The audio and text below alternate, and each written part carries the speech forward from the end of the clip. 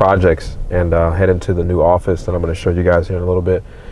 So these two houses, I've seen them before, but these are what you call problem houses in the community. Both of these houses are ordered for demolition. Right, I'm actually back up so you can see the other ones. So you can see how disgusting it is.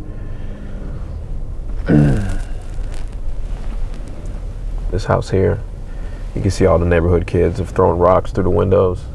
Can you catch that? And there's a notice on that door for demolition. Now these houses have completely been abandoned. And for me, it's something that I can go negotiate with the city, maybe new windows, stuff like that, and find the owner and deed the property to me for $500. I'll get it up to code so they don't demo it. And then, you know, as cash flow is happening, this is what you're thinking as a wholesaler, cash flow is happening. That could be one of your first rental properties. And so could the property next door, right? Because you'll start having contacts for roofs, you'll start having contacts for windows and all that stuff like this. But this entire neighborhood is rented 100%. So all you're looking at is just trying to pick up some cash flowing properties for yourself. But you're also got to look at what you're doing for the neighborhood and for the city. That property is not generating any tax revenue, and it hasn't for a long time. So if you look at yourself as a problem solver, you can solve the problem, one, getting the city to get revenue back on the property, two, fixing up the neighborhood, and then the person that was going to lose the house from demolition, they now get to get $500, you know, when you do deed for dollars. Now that's a little bit more in depth, obviously, because you want to get a title search to make sure there's not crazy other encumbrances on it. But you can pitch stuff like this to the city because they're just losing revenue left and right. So I randomly turn down roads when I'm driving if I'm not on a time crunch, because I just want to see what the neighborhood's doing. You know, it's not the best neighborhood, but it's a neighborhood. It's all rented, right? And you're just looking to pick up some properties. Here goes another one here, right? So that's all boarded up, right? And the house next door is all boarded up from the inside. Now I look at that house, I already know it's got brand new windows on it. So, and there goes order for demolition on the door. I can see it from here. So I'm going to take the property address down.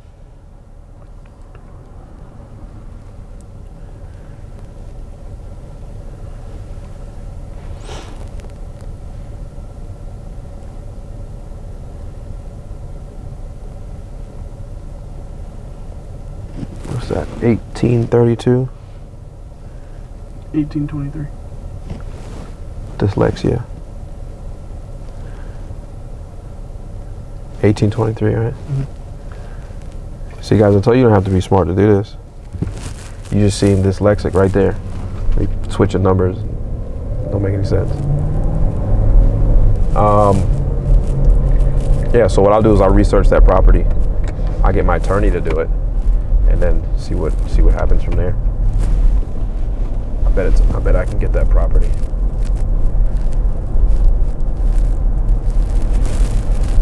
And look at here. I mean, you go here. It's some equal housing, some community housing, probably for a retirement community. So it's a decent neighborhood, decent stuff.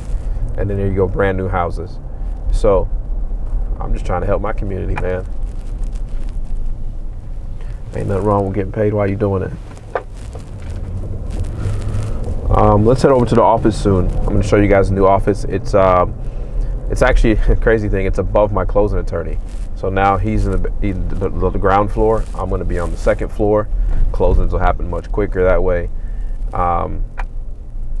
And we've also got, we're going to do some renovations to upstairs because it's not up to par to what I want to do. I think it's important that your office feels good, looks good, because it just helps with the, you know, what you call it, J-Rock? With the aesthetic. There you go, the aesthetic. Makes the aesthetic good, look good, and, you know, Francis, my realtor and my acquisitions manager, is going to have an office in there. J-Rock's going to have an office in there. So, you know, we're going to rip the carpets out, put vinyl flooring, some other stuff like that, but it'll be fun. So come check it out with me.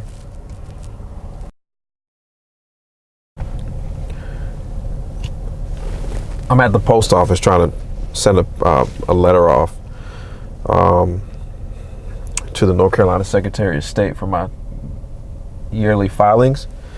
Line's too long, but I'm stuck in the car because I also do some work in Los Angeles, and my partner in Los Angeles, Sassoon, we just got a crazy good lead, and I'm just trying to transfer information from the VA to from Leica to Sassoon, and she just talked to him. But I think it's the numbers that he's asking for. It's already a deal. We'll see what he does.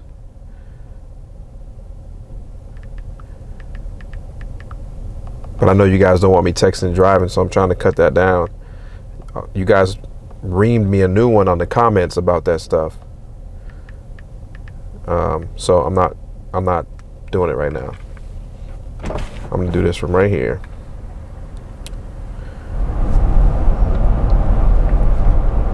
What's up, brother? Maxwell, what's up, man? Hey, dude, you're a hard guy to get a hold of. No, man, you're a hard guy to get a hold of.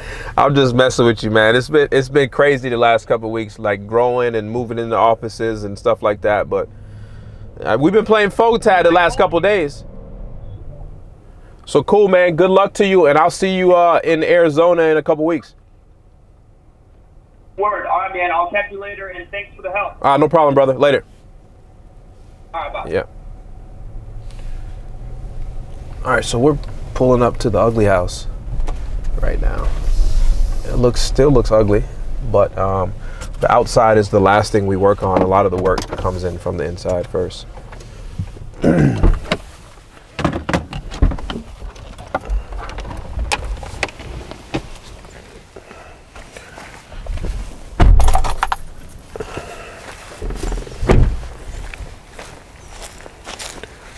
So yeah, this is still ugly, but I know there's progress going on the inside, and I see Noe's truck's here, so I'm gonna see what he's doing. At least the sun is out. Everything looks beautiful.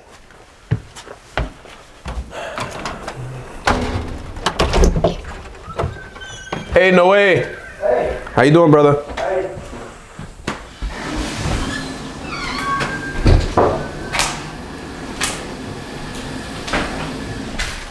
Looks so much better. Oh yeah, that's completely different. Come with the window. You see the window now? Yeah. The flooring. Hey, brother. Looks good. Oh, and then he put the tile. Let's check out the tile in the bathroom.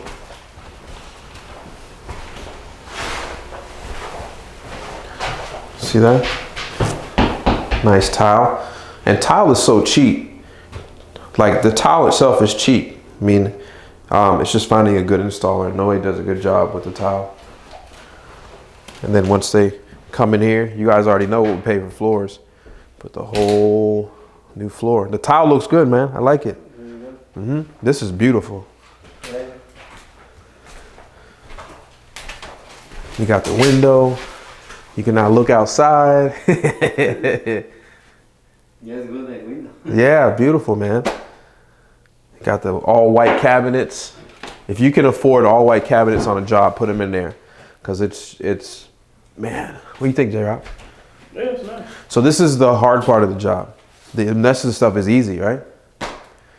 Easy. Then the deck, you gotta put the new deck in and stuff like that.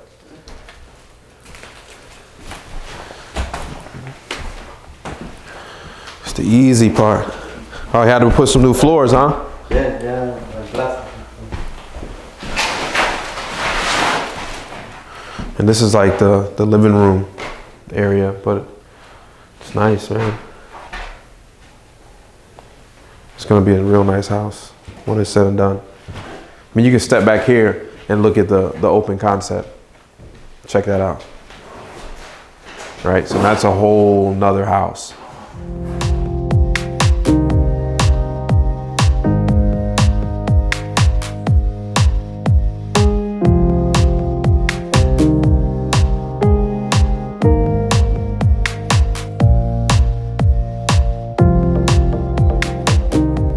All right, guys, so today I'm closing on a property that I already have sold. I'm buying it for 25, and I already have it resold at 40.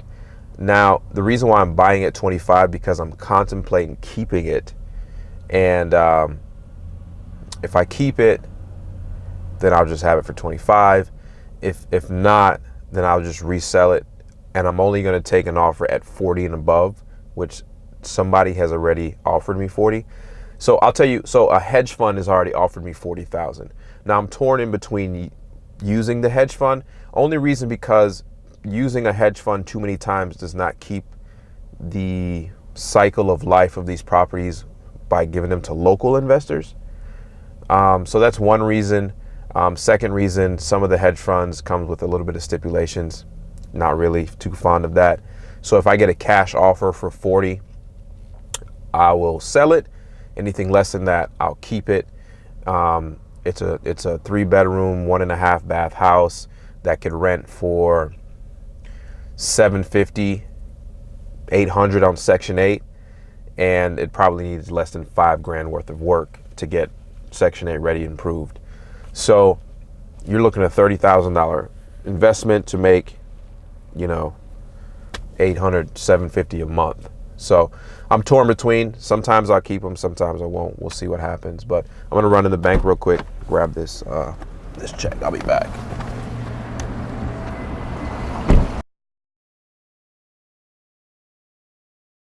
All right, guys, so this is the new office, but before I take you in, it's still dirty and everything needs to be cleaned up, but I want you to use your imagination, like when you're buying one of those old raggedy houses. All of this will be cleaned up. This is gonna be like the conference area where we'll have some team meetings and stuff upstairs. This is where my secretary and that type of stuff will be here. But let's take you in. This is gonna be Francis's office. That's why he's just in here pacing back and forth. Hey, no idea why he's pacing back and forth. So he's got the office with the big window. I wanted that office, but I'm gonna go with something different. We got a bathroom. This office is gonna be my production office. So this will be where I do podcasts and all that other stuff in there. This will be my office. It's the bigger one. I needed the room, and I'm actually putting together my desk, my chair. I got one of those standing desks, go up and down. I got it from, was it Autonomous? The Autonomous desk and chair. Matter of fact, I'm gonna put a link in the description that if you wanna get one of those standing desk and chair, it's pretty cool. So this is the office. Give us a few weeks. We're gonna put all new flooring in the whole office, laminate through the whole thing, and it's gonna be our new cool thing that we got. But check this out. The thing that makes this so cool is downstairs, the next floor down, is our closing attorney. So we're actually above our closing attorney, and that makes things a little bit faster, you think. So there's a strategy behind picking this office and why we have it. Cool? So this is it. See you guys later.